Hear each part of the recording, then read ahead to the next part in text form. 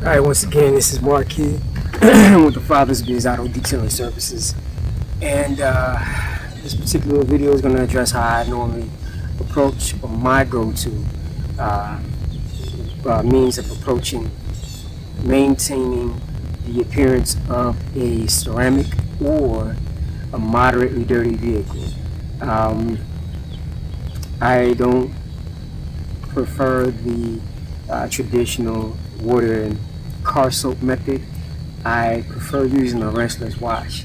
Not only do I feel it's a safer alternative with regards to minimizing adding swirls, scratches, or as people use the Mr. Miyagi way of washing the vehicles, but I like it because, unlike traditional soap and water itself is a solvent, doesn't have any natural lubrication in it. So you are, to some extent, if you not mindful of what I'm saying, going to be adding some type of micromold to your vehicle's appearance. If that's not something you care about, then by all means, I would say go ahead, do it. You know, if you're getting the results that you prefer, continue to do it the way that you do it. But I prefer to use this way of maintaining whether my own vehicle or my client's ceramic coated vehicles, or other vehicles that are not coated at the moment. But yeah, so in this particular spray pump that you see before me, I designated specifically for pouring rinseless wash into it. If a vehicle is only moderately dirty, I'll pour my water in it, and then I'll add a certain amount of rinseless wash to it. It usually comes concentrated, mix it up really well, and I'll systematically work my way around the vehicle, as you're about to see me do here in a minute. I will be out of range of the camera periodically, but for the most part, you get an idea when you do see me of what I'm doing. So I'm going to go around the vehicle just with regards to pre-soaking the vehicle to help break down the dirt that can be broken down safely with the emulsifying agents in this, as well as laying down some lubrication. And I'm choosing to do so at a time of the day when it's not necessarily cooler, but maybe more or less it being in the shade is allowing the panels to be cooler for me. But let's say you find yourself somewhat distracted, or you get a phone call as you're attempting to wash or dry the vehicle. One of the other attributes or benefits of this particular, or a good rinseless wash, is that it has good water softeners in there. So you simply re-liquefy the solution that has dried on a portion of your vehicle, provided it's not well water that you're mixing it with, and you won't have a problem with it coming off of your vehicle. But yes, without further ado, I'm going to go ahead and get to it. Then after working my way around the vehicle, I'm going to go right into using the rinseless wash that I already mixed together in my bucket, coupled with my car washing sponge. Not all sponges are created equal. I would definitely recommend you not use a carpenter sponge, or any other sponge for that matter, if it's not specifically designated for the purpose of washing your vehicle. And always be mindful of, if it's an older sponge, whether or not there's dirt and debris or what have you in your sponge before you apply it to the surface of your vehicle. Alright, let me jump into this.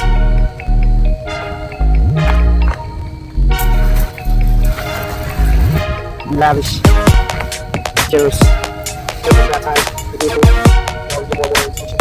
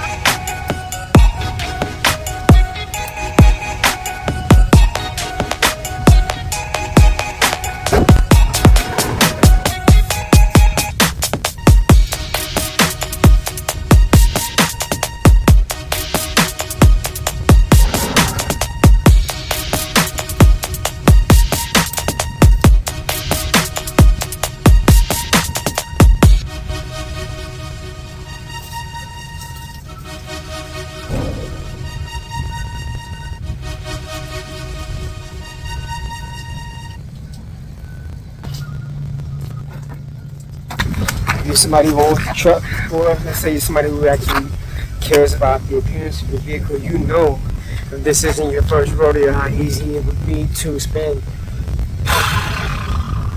hours on end simply washing the vehicle. I had a guy not too long ago who's Ford Raptor. We coated. We did a follow-up to just inspect the way that he's taking care of his vehicle and to make sure that the coating was doing what we told him it would do on our end.